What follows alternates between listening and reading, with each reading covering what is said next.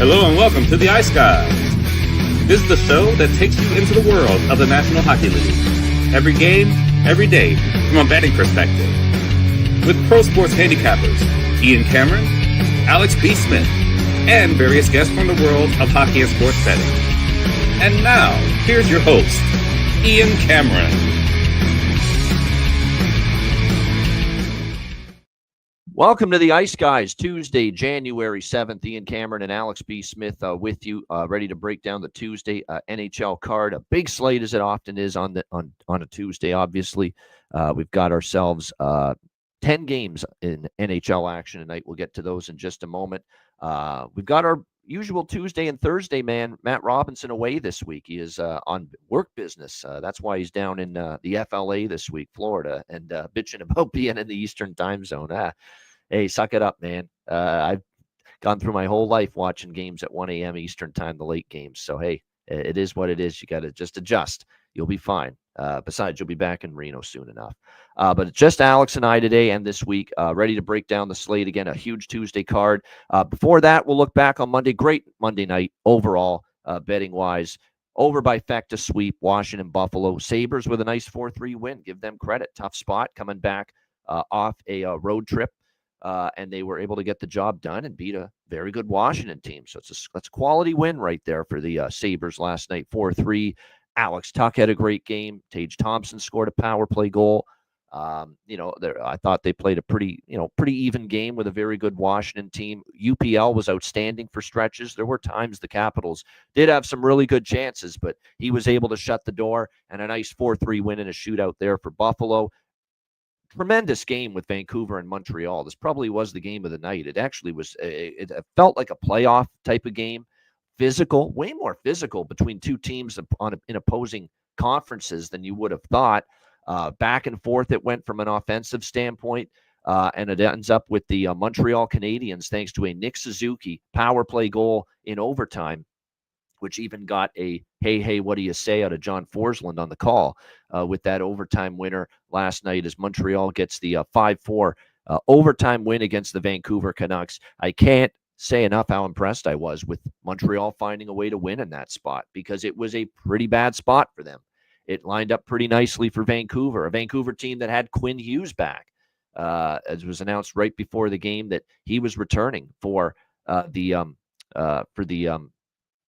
Montreal or for the Vancouver Canucks last night. And Quinn Hughes had a very good game, and Montreal, after 4 wins on that road trip against elite competition, had every reason to maybe have a Chicago type game last night where they fall flat, and they didn't do it. And they found a way to win 5-4. They were very opportunistic. So definitely liking the way Montreal responded in a spot that a lot of teams falter in. And now Montreal with that win, their power play's been good.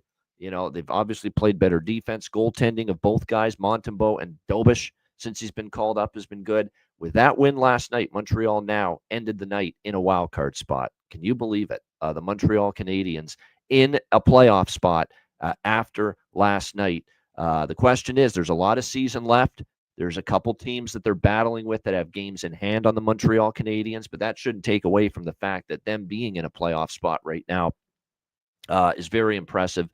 And this young group has clearly found their footing here the last few weeks. It's now a question of whether they can sustain it moving forward. Great win for Colorado, beating the defending Stanley Cup champs 3-1 last night. Another gem from Mackenzie Blackwood. That's continues to just be phenomenal here in net for the Avalanche.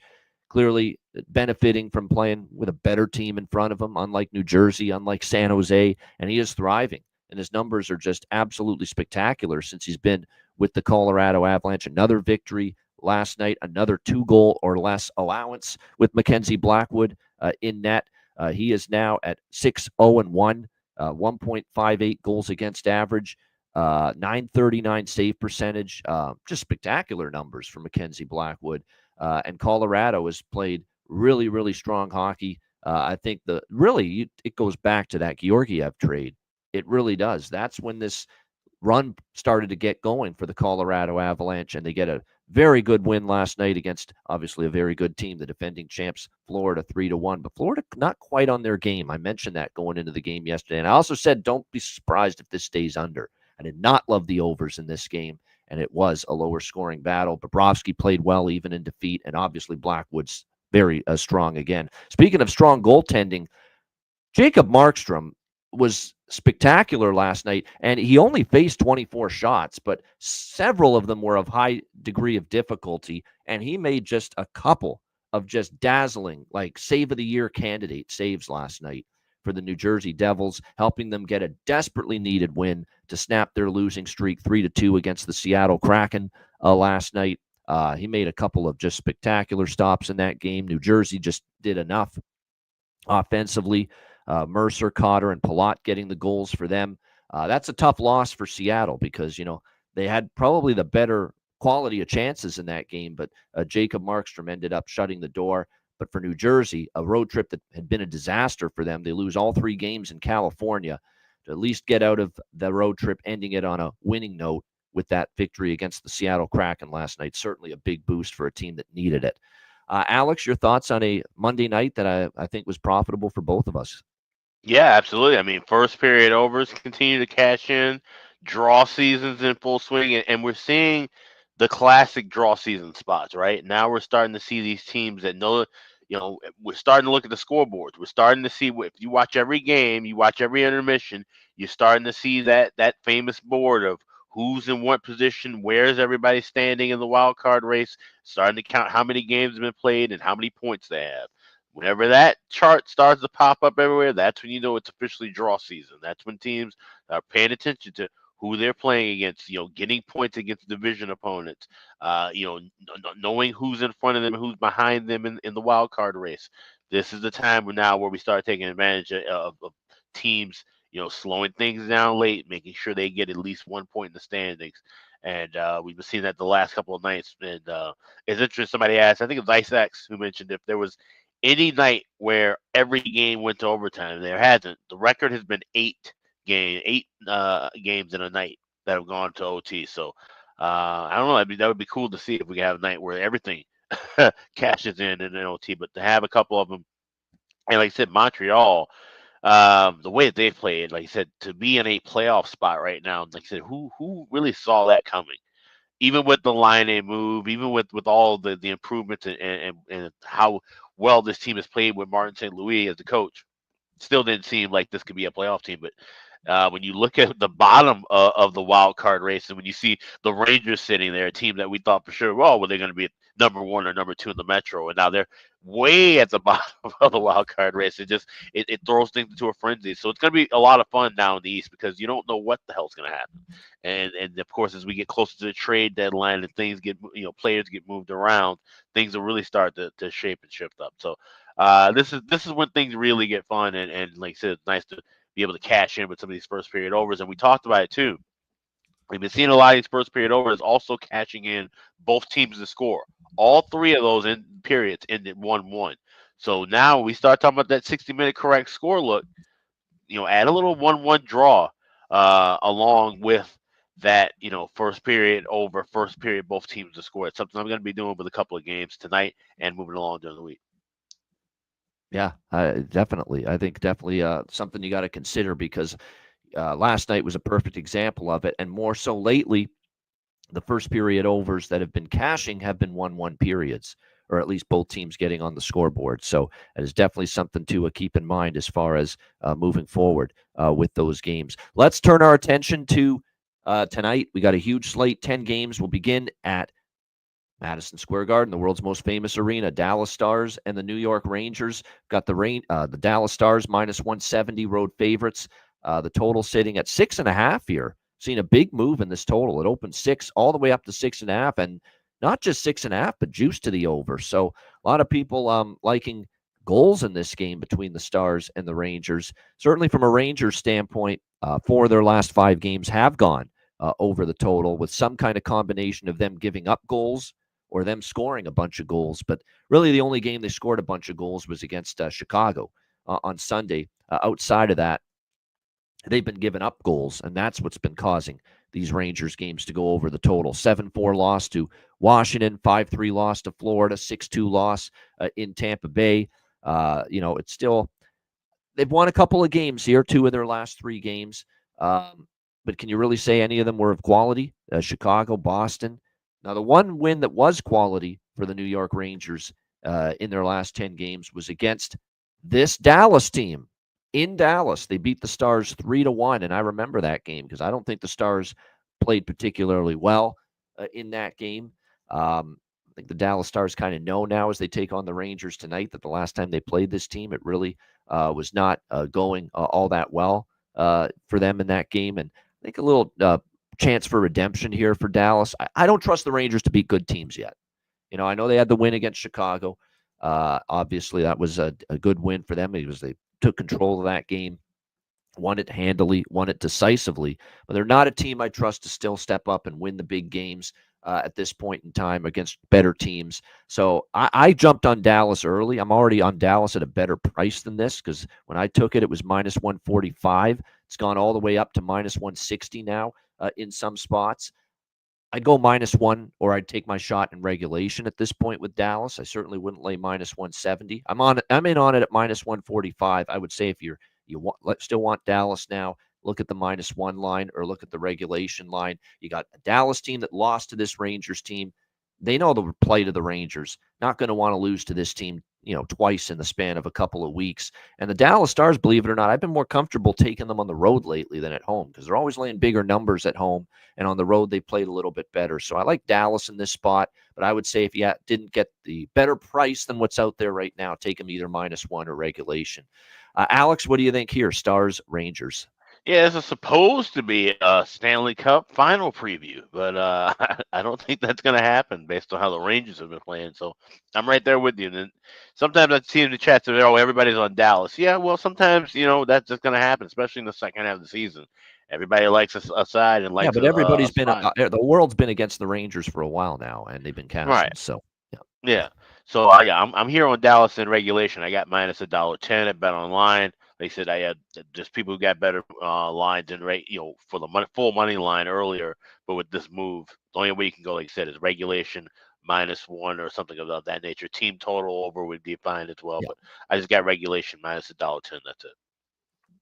Yeah, I would say take a shot team total over 3.5 for sure. Dallas as well. That's an option too, along with the -1 or regulation. That over 3.5 could get there. If you look at this Rangers team, especially now Jonathan Quick, and Jonathan Quick had that spectacular game. The one great start he had was against Boston there, but Bruins aren't exactly an offensive juggernaut. Remember, he got the same Jonathan Quick got lit up for 7 goals by the Washington Capitals on Saturday afternoon. And you look at, of course, the Rangers, when they played better teams, they give up 7 spot to Washington, the 5 spot to Florida, the 6 spot to Tampa, a 5-goal allowance to New Jersey.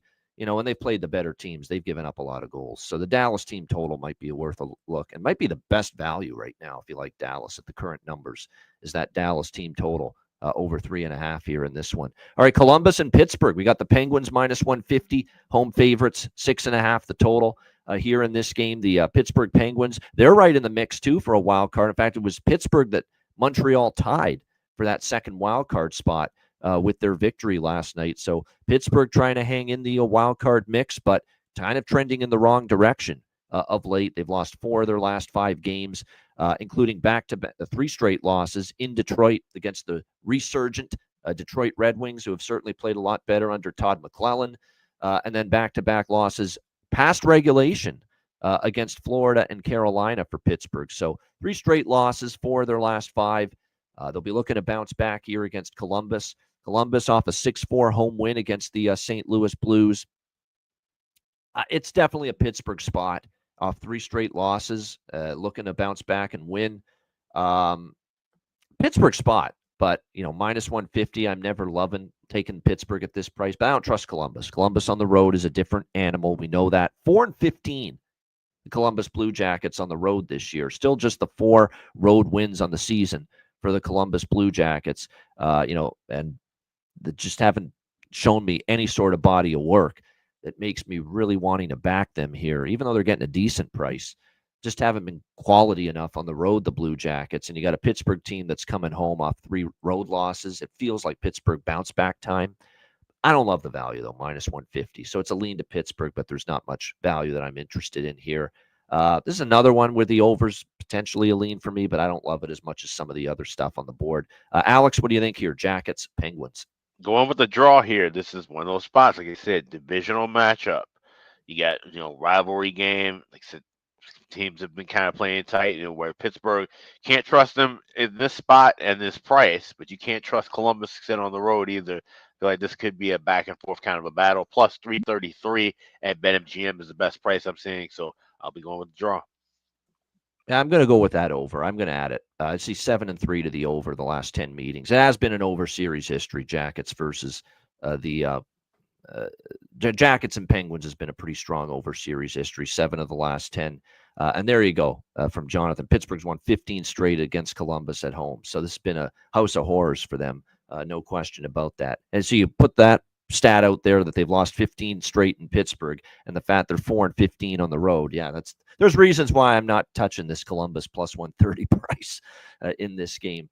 No question. So it feels like a Pittsburgh bounce back spot to get the job done here in this one. As far as props go in this game, you look at the line combinations. If I were to look at anyone for Columbus, they've got certainly Voronkov, Marchenko, and Monahan line's been phenomenal for them. Absolutely spectacular. No doubt about that.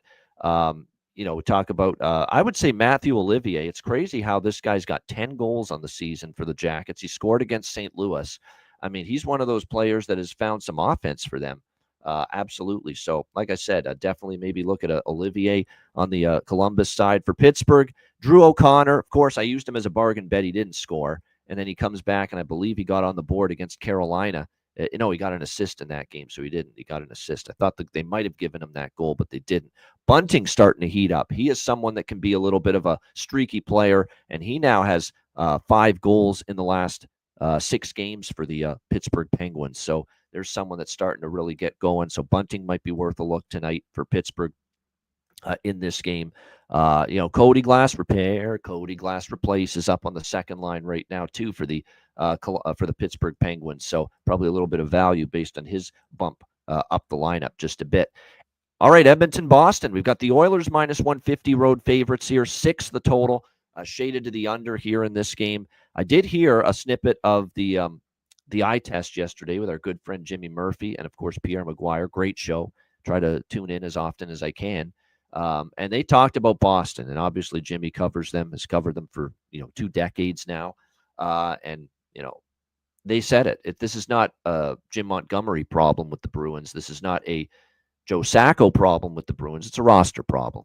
Roster at the moment doesn't look like it's as good as a lot of the teams in the East. And especially when you don't have Hampus Lindholm on the blue line, you really don't have as good a blue line on the back end without him. So that's where the issues are for this Boston team. 4 straight losses to the Caps, the Rangers, the Leafs, the Islanders. I mean, you start to go back and you look at this schedule. 3 of their last 4 wins that they've gotten have come against the Jackets, the Sabres, and the Flames. There's only 1 win of quality for the Boston Bruins their last 10, 12 games, and that was against Washington. I think Washington was in a bad spot, too, that night. So not a team I'm interested in right now, Boston. Now, Edmonton, if you want to take them, you got to lay minus 150 on the road. Value's not great. They do have a pretty solid 10-7, though, road record. They've won 3 in a row. They are 6-2 in their last 8 games. They continue the eastern portion of this road trip here tonight against a Boston team that, quite honestly, here in Boston, the Oilers have played this team very well. You're looking at 4 straight victories for the Oilers here in Boston over the Bruins. But price just a little bit high for my liking, at least as of now, in the minus 150 range. If it were to drop a bit, I'd get on Edmonton, but I don't want Boston. Oilers are pass for me. I do think the draw is worth a look, though. I mean, we do have some very, very strong series history pointing to overtime between these two teams. 3 straight have gone past regulation head-to-head with the Oilers and the Bruins heading into this matchup. The Bruins, of course, went to overtime in their last game against the Islanders, and Edmonton in their last 8 games, 3 have gone past regulation. So lots of check marks, lots of check marks, and lots of boxes being checked for the draw based on both current form and series history between these two teams. So I actually like that more than taking either side, quite honestly. I lean Edmonton. Maybe I sprinkle on the Oilers here, but the draw to me is the better bet, the best bet in this game. What do you think here, Alex? Oilers Bruins.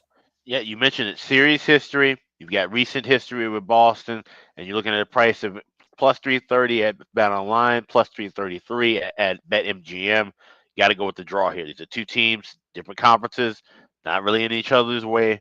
They don't mind if they give up another point. They want to get a point for themselves. If this game's 2-2 or 3-3 with 5 minutes remaining, they're not going to try and push it too far. Want to at least try and secure that point. So, like I said, it's a classic draw season spot. Give me the draw here. All right, liking the draw here in this one between the Oilers and the Bruins. I'm not on in the totals in this game. I see Chris likes the first period full game over. Boston's kind of been trending that way lately, but the problem is head-to-head's it's actually been crazy under series with the Oilers and the Bruins, if you can believe it. 5 of the last 6 meetings have gone to the under between these two teams. We'll see if that continues here tonight with the Oilers and the Bruins. But yeah, I think good competitive game. I think Boston will play hard, but are they good enough is the question right now. And that's their issue at the moment. No doubt about it. As far as props, though, there are still some props on the Boston side. The Brazeau, we've talked about Justin Brazeau and how he's, stepped things up at the offensive end. 3 goals for him in the last 5 games for the Boston Bruins. I think there's some pretty good value looking toward his direction as far as goal props are concerned. For Edmonton, I'd look at probably Arvidsson, Podkolzin. Podkolzin is someone I'm waiting to see if he can get on some kind of run based on the fact he gets all those minutes and that's top 6 spot in the lineup. And how about Skinner? Jeff Skinner for the Edmonton Oilers. Streaky guy, and when he scores like he did in the last game, sometimes you start to see him get, multiple games in a row finding the back of the net. So those are some props of interest for me there. Ottawa, Detroit. We've got the Ottawa Senators minus 115 road favorites, 5.5 the total here in this game. I'm going back to the same old bets I've been on lately. I'm back on Detroit, man. Detroit is rewarding me game in and game out. They are playing good hockey. They've been much better structure team, playing with great pace and energy under Todd McClellan. Their offense is back to life again. The power play has been better, so there's a lot to like. And still, to me, it's difficult to consistently trust the Ottawa Senators when you're talking no Linus Ullmark. No Linus Ullmark, no Ottawa for me. It kind of feels that way. And Anton Forsberg, made his return against St. Louis. I don't think he played that great. Now, it was his first start back since December 8th, but I don't think he was that good in that game. He struggled. There was a couple of those goals I would have liked to have seen him make the save. And so, 4-0 loss for him in St. Louis. His numbers overall, 4-9, 3.04 goals against average, .885 save percentage for Anton Forsberg. Alex Lyon, a goalie that, struggled early in the year. It's almost like the coaching change did him some good because you look at the Detroit Red Wings here and Alex Lyon, since Todd McClellan took over, he's made 3 starts in a row for this, or 3 of the last 4 Detroit games under Todd McClellan. He started them. He's given up just 2 goals in each game, all victories. 3-0 is Alex Lyon in net for the Detroit Red Wings under Todd McClellan. So, like I said, I like this price, even money with Detroit. We'll take him again. And I'm going to go back one more time as well to the over by Fecta involving Detroit. The first period over finally did not hit against Winnipeg, but the full game over did. So we are now at 4-1 first period over, 5-0 full game over for the Detroit Red Wings in the 5 games since Todd McClellan's been there as the head coach. So we'll ride the over by Fecta with the revitalized Detroit Red Wings one more time. Alex, what do you think here? Senators, Red Wings. So I talked about it and kind of teased it at the beginning of the show when I said a lot of these first period overs we're seeing are ending up 1-1. So I'm going over trifecta, and I guess you could say first period trifecta now we can call it, because I'm going to have the first period over. I'm going to have both teams to score in the first period, but I'm also going to have 1-1 correct score. Just waiting for FanDuel to load so I can bring up the prices here. But I'm adding that all along. But of course, you got to go with that over 5.5. Like I said, 5-0 run now. So here we go. First period correct score, 1-1 tie plus 550 available at FanDuel, along with both teams to score plus 182 and that over 1.5 minus 112. Those are all FanDuel quoted prices. So I'm rolling with those 3 and the full game over 5.5. Yeah, good stuff. I think this could be a 1-1. This is definitely worth that 1-1 correct score. Yeah, first period sprinkle. I could see it because Ottawa's off a shutout loss. The system play. That's right, system play. Holy shit. Well, I like the.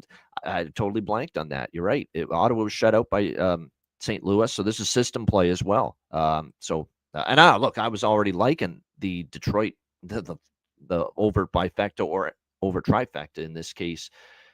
Even without the system play being in effect, because it's been cashing with Detroit since the coaching changed these overs, first period and full game. But yeah, system play because Ottawa got shut out by St. Louis. So yeah, even stronger to get behind the first period full game over here in this one with the Senators and the Red Wings here tonight. Yeah, it's definitely a 1-1 correct score sprinkle. I think is worth a look too here with this game. And you get nice plus money on that.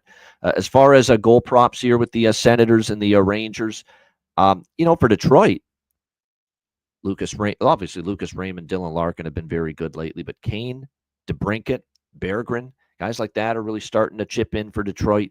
And for Ottawa, I'm going back to the well, as long as he stays on the top line. Look, they got shut out, so nobody scored for Ottawa against St. Louis. But Ridley Gregg on the top line is still worth a look alongside Parlay Pinto, and Brady Tkachuk. As long as Travis Green doesn't alter that line, there's still tremendous value to bet Ridley Gregg. Same with Pinto, actually, as well on that line.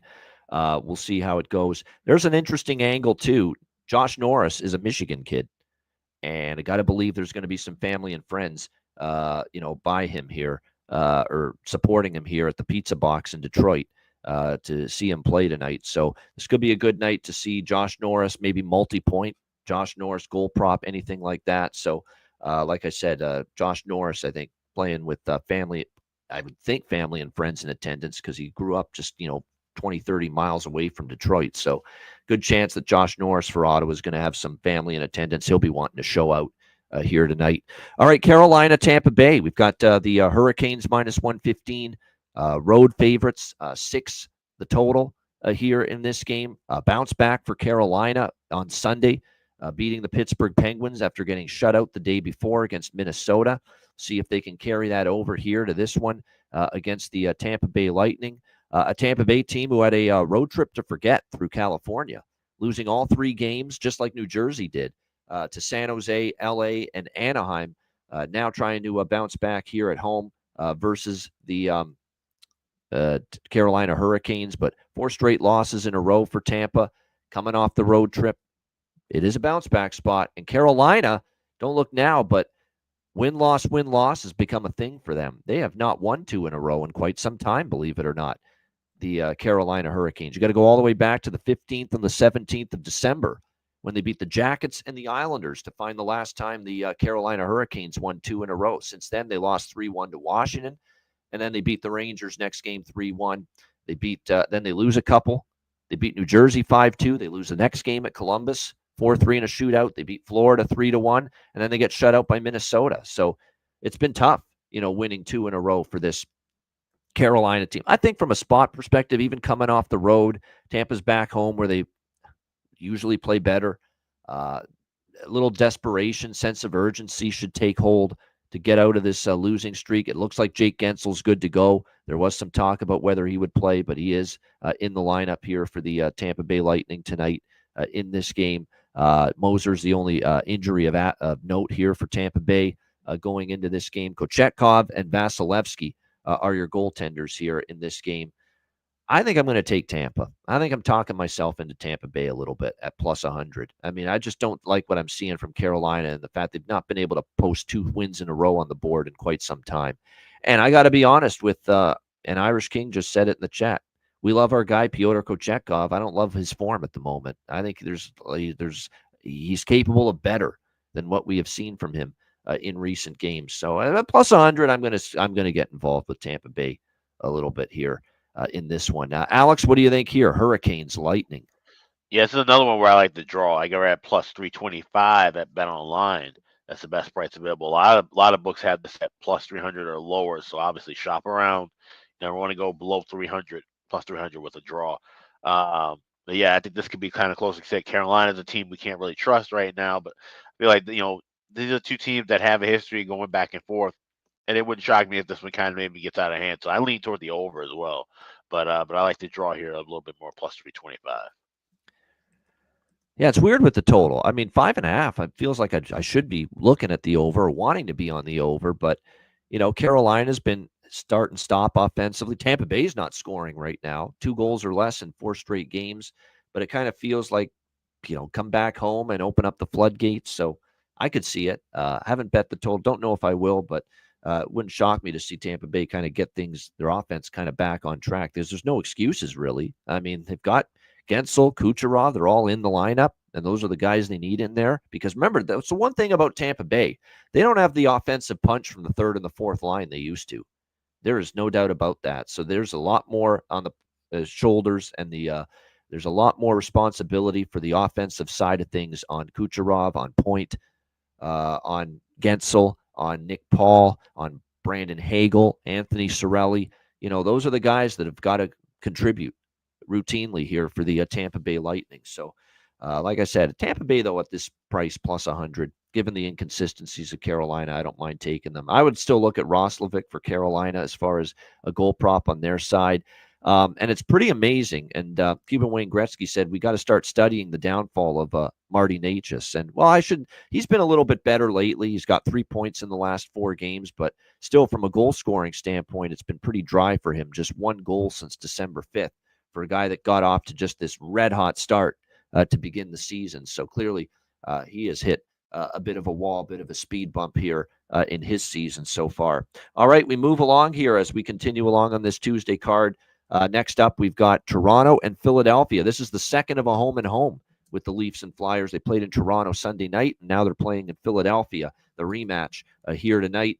Leafs minus 140, road favorites. Total here sitting at, well, some books have 6, some have 5.5. So make sure you shop around, but most books have 5.5 now, it looks like, with this Leafs and Flyers total.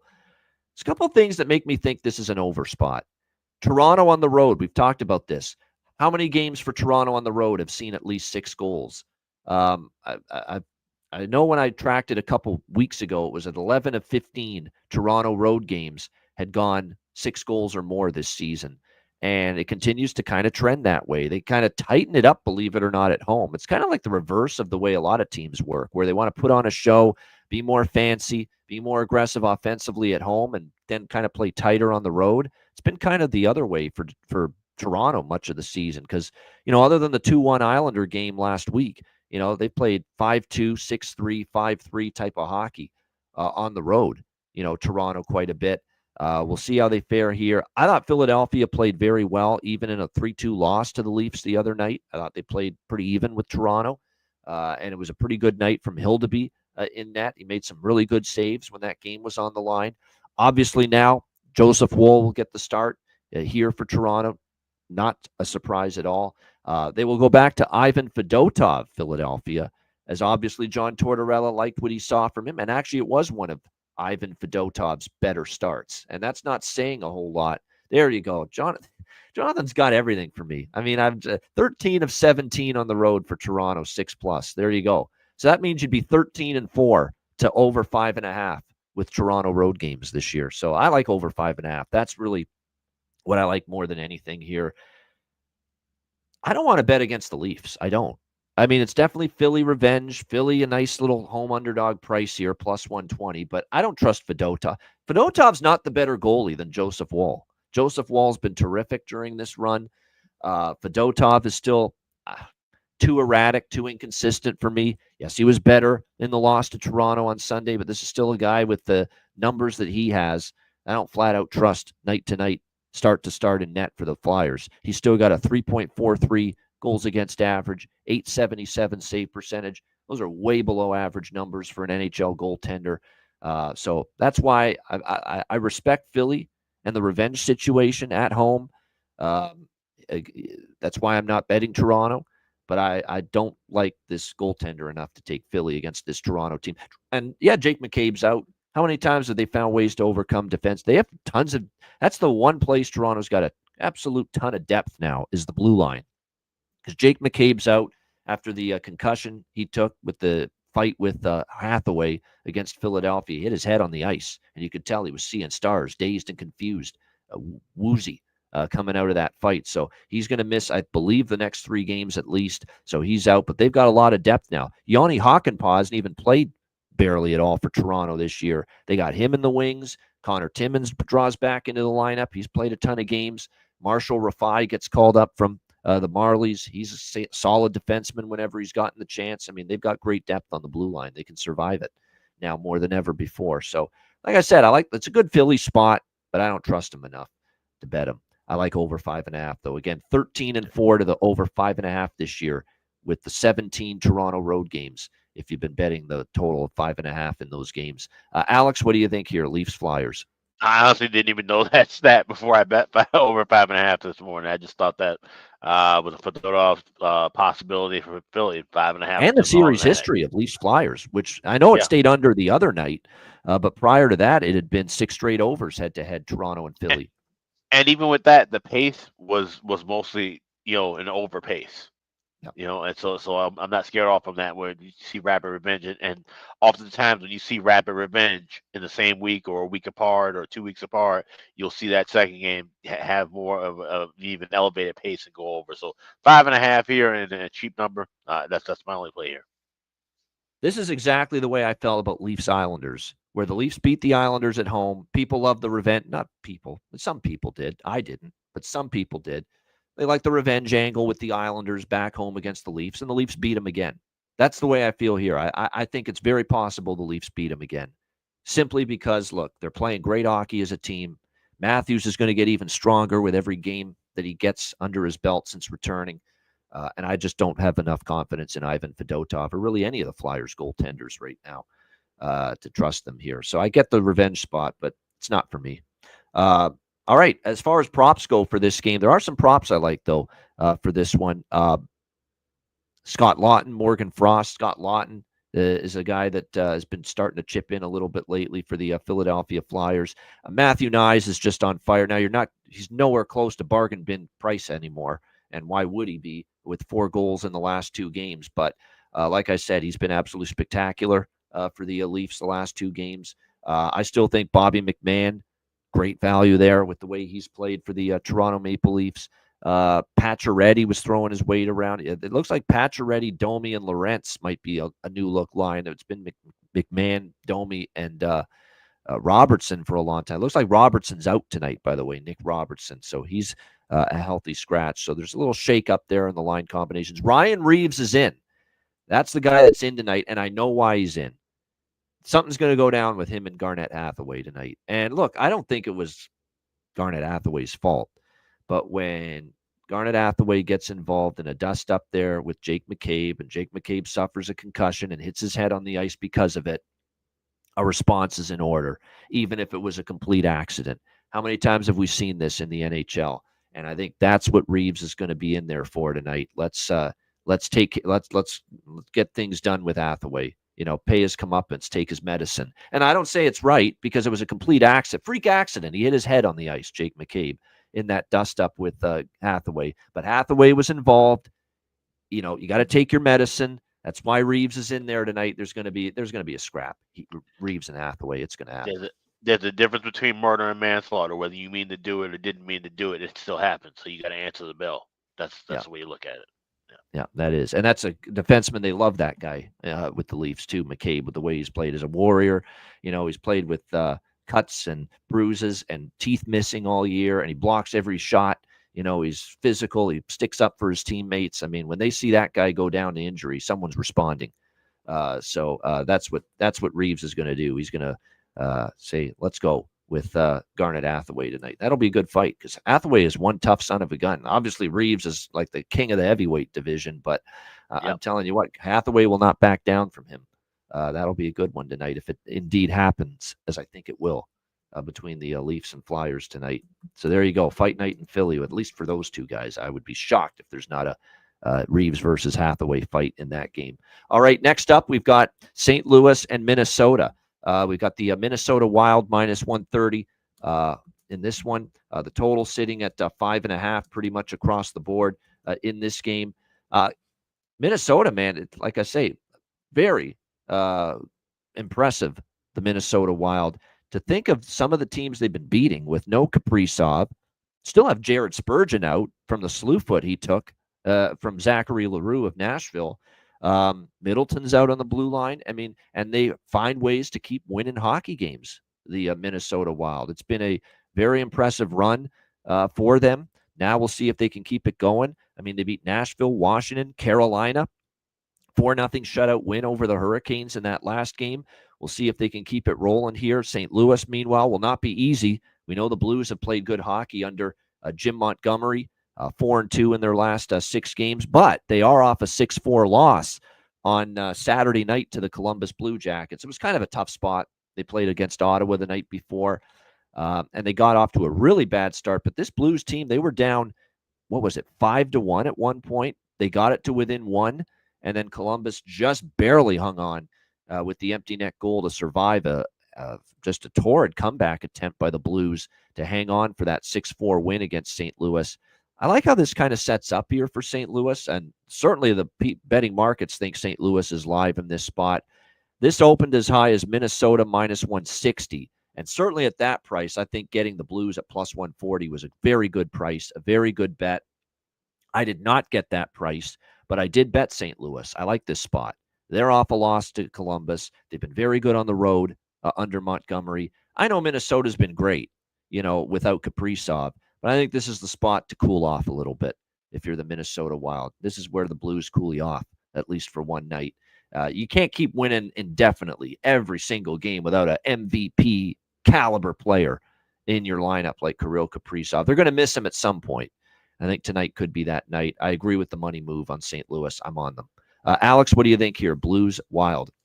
Yeah, it's over trifecta for me. So just going with the first period over and both teams to score, not adding the correct score to this one. But I do like goals here in this spot. Like I said, I think St. Louis could be live, and Minnesota, this is going to be one that goes back and forth. So over 5.5. Love that spot along with the first period over and both teams to score in the first. Just going with the trifecta. Yep. All right, there you go. Likened the overs here with the Blues and the Wild. As far as it's Mentor's trip for the Leafs, I forgot, and it's a mom's trip for Calgary, which we'll get to later in the show. It's a Mentor's trip for the Leafs, and a few teams do this now. The Mentor's trip, it could be anybody. It doesn't have to be mom. It doesn't have to be dad. Like it could be an uncle. and stuff It could be like an that. aunt. It could be an old minor league coach. It could be an old peewee hockey coach. Who the hell knows? A scout maybe, or someone that saw you and gave you a chance and open the door for you. So the Mentor's trip is indeed what the Leafs are doing. So again, that doesn't mean you blindly bet Toronto, just like the mom's trip with Calgary. It doesn't mean you blindly bet Calgary, but it's something you want to be aware of, because you usually get a better, not a better effort, but you get a strong effort, from teams in that spot when it happens. But yeah, I'm on St. Louis here. As far as props go in this game, St. Louis, Holloway, Kairu's been absolutely outstanding lately. There's no question about that. But go back to the well with Dylan Holloway. He just continues, to be paying off more often than not. Let's put it that way for the St. Louis Blues. Rossi has been very, very good in that top line role. 3 goals and a eye-popping 8 points for Marco Rossi in the last 3 games here for the Minnesota Wild, centering that top line with Zuccarello and Boldy. Very, very impressive stuff. Yakov Trenin even's given them a little pop from the third line lately. Ryan Hartman with 3 points and a goal in the last 3 games. He can be streaky. So those are some of the props I would kind of maybe target here with St. Louis and Minnesota. All right, we got 3 games left. Nashville and Winnipeg. Winnipeg minus 165. Home favorites. The total sitting at, it looks like 5.5 here, shaded to the over in this game. I remember the last time these teams played in Winnipeg recently on a Monday night, because I remember it was a Amazon Prime game recently on a Monday night, and Hellebuck was phenomenal. I remember in that. And Nashville didn't play that bad, but unfortunately Hellebuck shut the door and was absolutely outstanding, and the Jets got a 3-0 shutout win. Yeah, it was December 30th, right at the end of the year in Winnipeg. Winnipeg now, though, 3 losses in a row for the Jets. Do we get a little concerned, or is this just a blip on the radar? That's going to end up being the question mark here as they prepare to take on the Nashville Predators once again. Goaltenders for this game, Hellebuck already confirmed for Winnipeg. UC Saros in net for Nashville. And now every time I see UC, think of and see UC Saros, and same thing goes with Markstrom and Ottinger. I keep thinking of the tip commercial that they're doing in the NHL with them and Marchand. Everywhere you go, tip, tip, tip, and then Brad Marchand. I love tipping at the end of that. They've played that like a That's a million good one. times now. That's It's a good commercial. But change the song at the end. Like, really, I had a bad day? Come on, we can pick a better song than that. Right. That's the only gripe I have with it. It's pretty clever. But, yeah, Saros is in that. Markstrom is in that. Swayman is in that. And Ottinger. And then you got Marchand at the end. But, yeah, that's been played a million times. But now when I see Saros and all those goalies that are in that ad, I think of that ad of late. This, to me, feels like a bounce-back spot for Winnipeg. We'll see. But like I said, I did get in on Winnipeg here, -1/regulation. Half on -1, half on regulation, Winnipeg. I feel this is the spot to stop the bleeding. I don't fully trust Nashville just yet. I know Nashville's won a couple in a row there against a Vancouver team that's in a fucking horrible spot with no Quinn Hughes either when they beat the Canucks 3-0. And then they beat a Calgary team 4-1 because their power play worked and Calgary's didn't.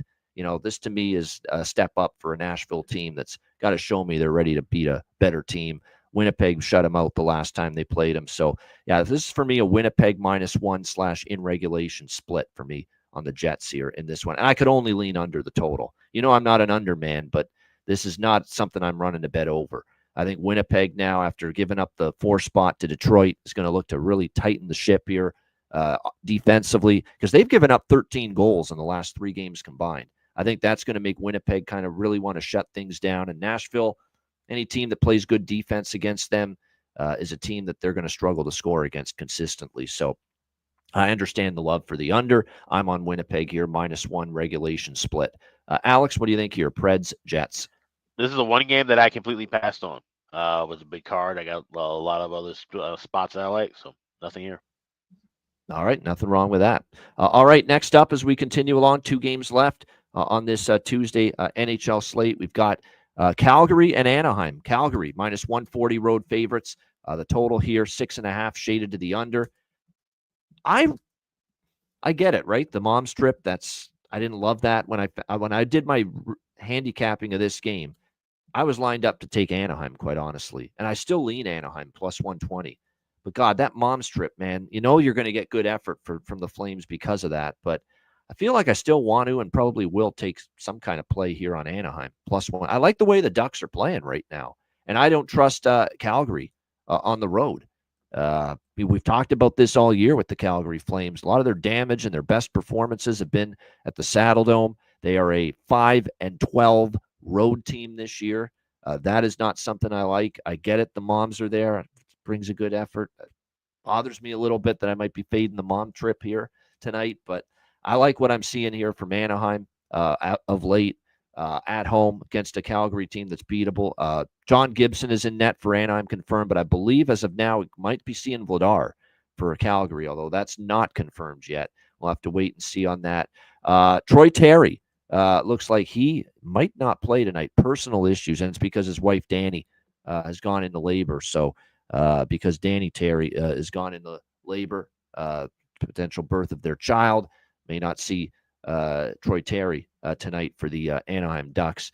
I got to admit, the mom's trip angle kind of cooled off the strong opinion because I really did like Anaheim. It was one of my favorite sides, and I think I still do like Anaheim enough to bet them, but just temper my enthusiasm a little bit because the moms are joining the Calgary Flames here on this road trip. But how the hell you can lay -140 with the Calgary on the road, I'm not so sure how you can do that with a team that's 5-12 on the road this year. Alex, what do you think here? Flames, Ducks. You're right. You can't lay 140 on the road with a team that's 5-12, but you can take them in regulation +105, which is what I did with Calgary. I like them in this spot here. And like I said, the mom trip, I think getting away from Calgary is the more important part of this. Having those, back-to-back losses, they struggled, at home of late. So now have a business-like approach, play well in front of the mom, and take on an Anaheim team, like I said, with John Gibson, their weaker goalie in net. This is a spot I like here. Calgary +105. All right, there you go. Calgary for Alex here in regular. That's a good way to bet it. If you like Calgary, get the better price. Take them in regulation here in this game. As far as props here for this one, we've talked about how good Huberdeau has been for the Calgary Flames. There's no question. He's been good offensively during this run. It kind of feels too Blake Coleman. He's had some chances. He's had some really good looks. This could be a night that he finds the back of the net. With Terry out, Vetrano maybe steps up a little bit more. Brett Leeson has moved up to the second line for the Anaheim Ducks. He scored against Edmonton. There's no doubt. How about even the fact that the guy, of course, the banished from the New York Rangers, I believe he got only his second point with the Ducks in the game against Tampa Bay, Jacob Trouba. But here's one that really stands out as far as props to me. Kooky, lend me Lacombe, Jackson Lacombe. There we go for the Anaheim Ducks. This guy on the blue line, man, he in the last 5 games for the Anaheim Ducks has 12 shots on goal in the last 5 games combined, 12. And he has now scored in back-to-back games for the Anaheim Ducks. I think there's tremendous value with Jackson Lacombe. Like I said, Kooky, lend me Lacombe. You gotta look at that old song. You probably think I'm nuts, but yeah, it's an old song. Kooky, lend me your comb. This is Kooky, lend me Lacombe. Jackson Lacombe, man. I mean, it's worth a shot. I think he's won back-to-back or scored in back-to-back games here for the Anaheim Ducks. I think it's worth a shot at the price you're going to be getting with him tonight in this one. All right, let's go to our final game on this Tuesday slate. Vegas and San Jose. Vegas, a huge road favorite here, minus 270. The total sitting at 6.5, shaded to the under. I mean, these San Jose Sharks, man, let's give them some credit and what they've been able to accomplish here in some of these recent home games. You know, a team that they're kind of like a poor version of Montreal, because I think Montreal is a better team than San Jose still, but San Jose has got that potential. If you're going to not play your A game, they can step up and get you. And they have done that the last 2 games, beating Tampa Bay and New Jersey in each of their last 2 home games. We'll see if that continues here in this matchup against Vegas. Won't be easy, obviously. The Golden Knights they're rolling. They're 8-1 in their last 9 games. They played excellent hockey. Back-to-back home wins at T-Mobile against Buffalo and Philly. Their only losses the last 10 games were a 6-3 road loss to the Edmonton Oilers and a 3-2 home loss to the Montreal Canadiens. So they've been rolling lately. We've got Georgiev and Samsonov confirmed for this game for Vegas and San Jose. So, you know, if it was Askarov in net, I'd be interested in San Jose. I can't do it with Georgiev. There's just no way. There's just no way. I can't do it. 9-11, 3.55 goals against average, 873 save percentage. I know he's in the chat, Jonathan. This trend here of Georgiev starts, how bad teams with Georgiev starting in net have been in the first period. Does that have you maybe look in Vegas first period puck line maybe? I mean, it's bad. I mean, I know at one point it was like 1-15 for teams with Georgiev starting in net in the first period this year. So we know that's a long-term, season-long angle. It's been horrific teams with Georgiev in net in the opening 20 minutes. So they're, 119-4. Holy shit, that's terrible. Yeah, I mean, you almost have to. When it's that strong, you almost have to. And it's not like San Jose's coming into this game with any urgency. They just won 2 in a row, 2 big wins against Tampa and New Jersey. Maybe they feel themselves a little bit and are a little reading their press clippings and don't start the game strong tonight. So that first period puck line might be worth the look, plus 120. I mean, 119-4. First period money line for games with teams starting Georgiev. That's how bad they've been in the first period. So, yeah, or even a Vegas team total in the first period. That's something that appeals to me. Take a shot with that. That's what I'm going to do. I'm going to take a shot with that Vegas over 1.5 in the first period team total, which I don't do very. You'll get plus 200 or something along those lines with that. So that's what I'm going to do. We're going to do a couple little Vegas first period looks, and I'm certainly betting over 6.5 with these 2 goalies. Samsonov's a downgrade from Aiden Hill. He's capable, but we're going to go with the Samsonov is not obviously as good as Aiden Hill. And he's kind of been up and down lately. And obviously goes without saying, Georgiev continues to have issues for the San Jose Sharks. He has given up 17 goals in the last 4 starts for the San Jose Sharks. 4+ goals allowed in each of his last 4 starts. So, yeah, this feels like a Vegas early bet bet on that Alexander Georgiev first period trend of just his teams being lousy in the opening period. And I also like that full game over 6.5 here. By the way, I think it was 6-3 when these teams played in San Jose just recently. And I think I was on the over in that game and it flew over the total. So yeah, full game over for me as well. Alex, last game, Vegas, San Jose.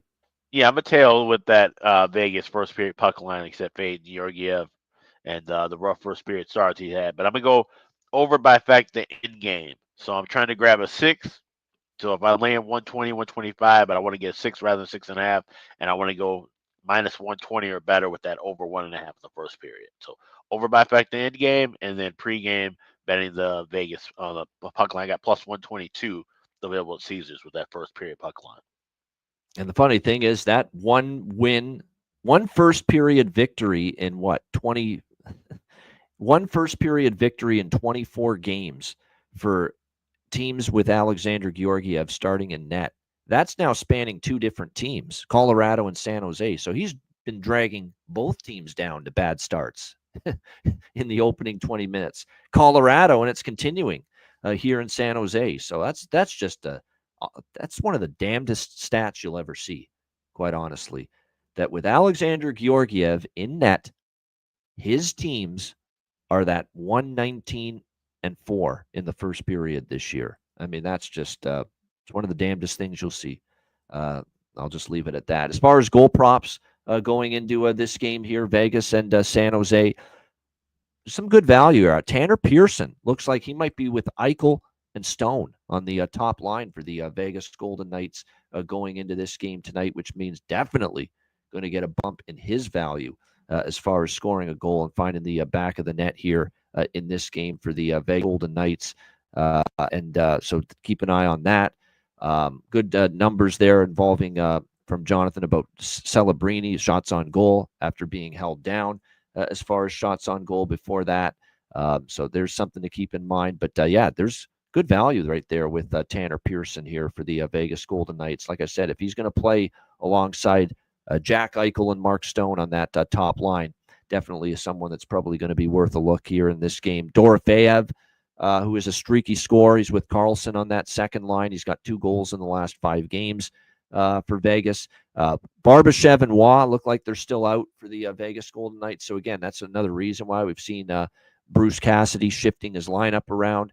But like I said, Pearson with the 3 goals in the last 6 games, I think certainly worth a look as if he's going to stay in that position. For San Jose, it's been status quo. William Eklund being back is huge for their offense. And that's another thing, too, to keep in mind with the Sharks moving forward. When they have Eklund, it certainly makes them a better offensive team.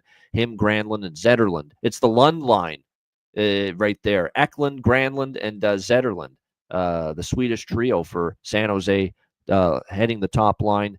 Celebrini, Will Smith, Colin Graff, the second line. I still think Colin Graff, good value as long as he keeps playing with Macklin Celebrini. He's going to score a goal at some point. It's one of those deals where I don't want to not be on the prop the night he does score, finally, for the San Jose Sharks. All right, great stuff. Shout out to everyone in the chat. Hit the like button. We appreciate it very much. Like I said, a big card ahead. We're looking forward to it. Next Tuesday, a week from tonight, will be our first Ice Guys Live Betcast of 2025, and it is a Patreon exclusive live betcast, which means to tune in or to join us on the stream, you must be a Patreon member, and to do that, sign up for just $10 per month at patreon.com/iceguys. Goalie charts, totals charts, all our bonus content, not 1 but 2 Patreon exclusive live betcasts coming up here in the month of January, including the first one next Tuesday. And again, to be part of that betcast, you must be a Patreon member. And of course, you get our daily betting card as a Patreon member posted on the Patreon page each and every day, sides, totals, and player props, $10 per month. Make sure you sign up. Your subscription goes a long way to supporting the show. Sign up, $10 per month. We've hit above 200 members now. We've hit the 200 plateau. We're going for 250 now. So help us get there. $10 per month. Sign up at patreon.com/iceguys. Also, check out the Ice Guys store, iceguys.myspreadshop.com. If you follow us on X at @the_Ice Guys, you'll see our friend Melissa Cunningham, her little baby with the hat. We have we have baby hats. We have all kind of kids stuff. We have men's and women's apparel as well. So if you want to get something a little bit for your little baby, you want to get something for your dog, we got a bandana for that. We got everything available at the Ice Guys store, iceguys.myspreadshop.com. All right. Yeah. Make sure you check it out. All the gear, all the merch, every day. iceguys.myspreadshop.com. All right. We got Bargain Bin Special of the night and Best Bets coming up in just a moment, right after we hear from our great Ice Guys sponsors.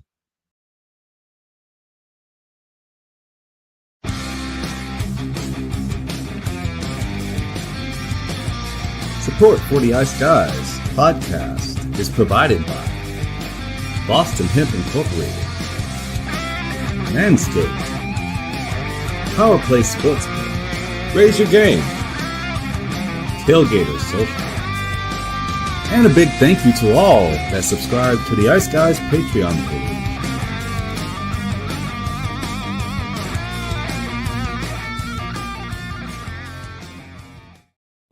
Everyone loves a perfect pair. Bacon and eggs. Thunder and lightning. Mario and Luigi. A hot dog with fries. Ian and Alex B. That's right. Everyone loves a perfect pair. So why not pair up your game nights with Boston Hemp? From exotic flower to concentrates and edible products. You'd be hard-pressed to find a better pairing than Boston Hemp and hockey. Check them out today at bostonhempinc.com. That's bostonhempinc.com. Boston Hemp Incorporated, the official smoke sponsor of the Ice Guys. Void where prohibited by law. Not available outside of the United States. Must be 21 or over to obtain products. Check your local regulations to see if Boston Hemp is available in your area. All right, shout out to all our great sponsors, including Boston Hemp Inc. Get 20% off all orders on the website using the promo code IceGuys at bostonhempinc.com. All right, Bargain Bin Special of the night, 10 games to choose from. Huge smorgasbord and buffet of Bargain Bin candidates. But you can't only go with one, maybe two on certain nights. Alex, what do you like for the Bargain Bin? Yeah, we just got one here tonight, and we're looking at that Ottawa game against Detroit. It's the division rivals.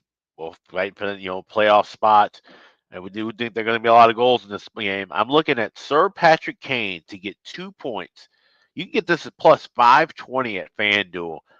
He's been hot, and he's going to be one of those guys. If Detroit's going to make a run and a sprint toward getting one of these wild card spots, he's going to have to heat up number 88. Sir Patrick Kane, 2 points or more, plus 520 at FanDuel. That's my bargain bin special tonight. Patrick Kane, he's actually played better under McClellan. We'll see if he can continue that here tonight. Patrick Kane, over 1.5 points, plus 520 for Alex B. Smith with his bargain bin special of the night. My bargain bin special, I'm going to go with two bargain bin specials tonight because I like them both. They're both really good prices, and you're going to have some time to get these bets in because both of these are late games. The first one is going to be Calgary-Anaheim. He has scored in back-to-back games from the blue line. The price is still incredible. Kooky, lend me Lacombe. Jackson Lacombe for the Anaheim Ducks, plus 850. What a price. He's looking for his third straight game with a goal from the blue line for the Anaheim Ducks. So Jackson Lacombe, plus 850. My first bargain bin special. And the other one, we're going to Vegas and San Jose. We're going to go to Tanner Pearson for the Vegas Golden Knights at plus 440. Great price again. Playing with Jack Eichel and Mark Stone. 3 goals in the last 5 games for Tanner Pearson. Great value. Tanner Pearson, Vegas, plus 440. He goes against the Civ. Georgiev at the other end. Chance for him to find the back of the net. So there you go. 2 bargain bin specials. Tanner Pearson, Vegas, and Jackson Lacombe, Anaheim for my bargain bin specials of the night on this Tuesday. All right, best bets. Alex, what do you like for best bet? Yeah, going right back to that Ottawa-Detroit game. We're going that first period over. You get it minus 115 at Caesars. I'm seeing, I think, minus 110 around at FanDuel as well. So good prices and something we like with the system play as well. So Sens, Red Wings, first period over. That's my best bet. All right, there we go. Ottawa-Detroit, first period over. Best bet for Alex B. Smith for this Tuesday, NHL slate. My best bet for this Tuesday, let's see here. Let's do Leafs-Flyers over 5.5. I like that one. 6 straight overs came to an end for the Leafs versus the Flyers head-to-head on Sunday. with a 3-2 overtime win for Toronto against Philadelphia. I think we get back to a higher scoring game. And again, if you've been betting, Toronto road games this year have had 6 goals or more in 13 of the 17 road games, which means you would be 13-4 in those games to the over 5.5 in those 17 Leafs road games. So Toronto, Philly, we had a low scoring game Sunday night. I think we have a higher scoring game in the rematch tonight. Leafs Flyers over 5.5, minus 120 for my best bet here for this Tuesday NHL card. Shout out to everyone in the chat. Hit the like button on the way out. We appreciate it very much. And a reminder, I didn't put it on the screen yet. We want to do that one time. 3 bet casts this month, all on Tuesdays. Next Tuesday, January 14th, Patreon exclusive. January 21st, free for all. And then January 28th, also Patreon exclusive. Make sure you get on board at patreon.com/IceGuys, $10 per month for the Patreon exclusive ones. Reminder, the Ice Guys is live 7 days a week, Monday to Friday, 2 p.m. Eastern, Saturday and Sunday, noon Eastern. If you can't watch the show live, download the Ice Guys podcast in audio form on all major podcast platforms. For Alex B. Smith, I'm Ian Cameron. Have a great Tuesday night. Enjoy the games and good luck. And we're back Wednesday, 2 p.m. Eastern for another edition of the Ice Guys.